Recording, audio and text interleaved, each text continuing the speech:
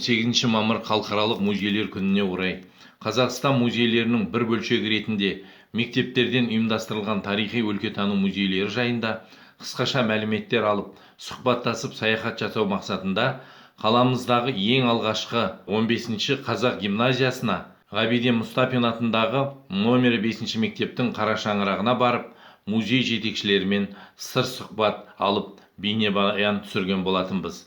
Енді осы мектеп музейлерімен болған саяхат сұхбатқа кезек берсек.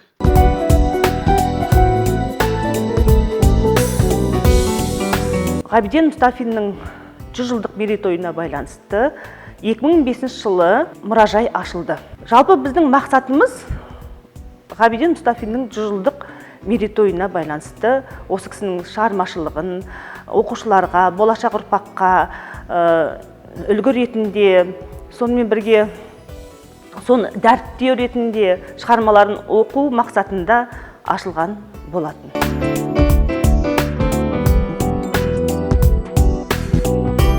Жәдігерлер ретінде Ғабиден Мұстафиннің арнайы таяқшасы, сонымен бірге өзінің ұстап, жұмыс барысында ұстаған папкасы және бізге сыйға берген нөмір 57-ші шақта сыйға берген каска, сонымен бірге қыздары сыйға татқан глобус, қол сағаттары, домбырасы, Ғабиден Мұстафиннің өзі ұстаған домбырасы біздің осы музейде сақталуда.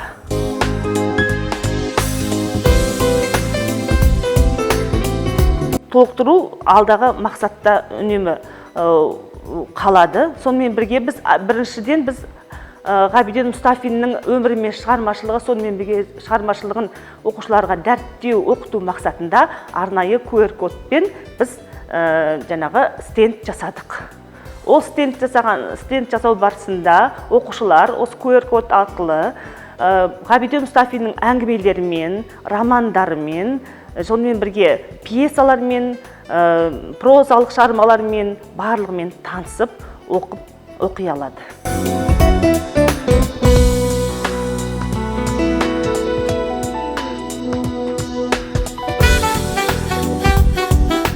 Енді музейдің ерекшелігі, біз музейді 4 бағытқа бөліп ашып отырмыз. Бірінші бағыт ол біздің мектебіміздің тарихы. Яғни біздің мектеп осы Теміртау қаласындағы тұңғыш қазақ мектебі 1991 жылы 1 қыркүйекте ашылған тұңғыш қазақ мектебі болғандықтан мектебіміздің тарихында айтып кетуді жөн көрдік. Екінші бағытымыз ол отанға қайтқан қандастар деп аталады. Үшінші бағытымыз Теміртау тарихы, төртінші бағытымыз ол қазақтың рухани мәдениеті.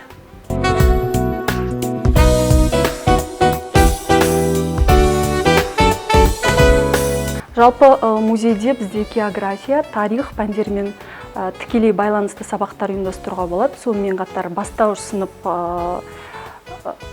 сыныптары да бұл жерге келіп тәрбие сағаттарын ұйымдастырады. Сонымен қатар біз бәріміз білеміз, мынау өлкетану деген курстар бар. Өлкетану сабақтары да осы музейде өтіп отырады.